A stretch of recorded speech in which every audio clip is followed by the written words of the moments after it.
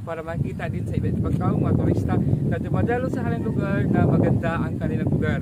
Na kailangan din guys na dayuhin na maraming taong pumupunta at mamamasyal para makikilala din guys ng lugar nila na kung saan na ay itong maganda tong lugar nito, kailangan nating puntahan dahil kailangan natin na makuhanan para mabidyohan or ganyan para makita nyo guys na kung paano kaganda guys yung lugar.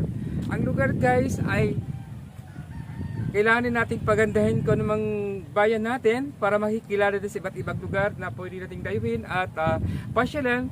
Dahil din guys, pag nakikilala yung bayan natin guys, ay marami guys na pupunta at dadayo na iba guys na hindi talaga kilala guys yung lugar.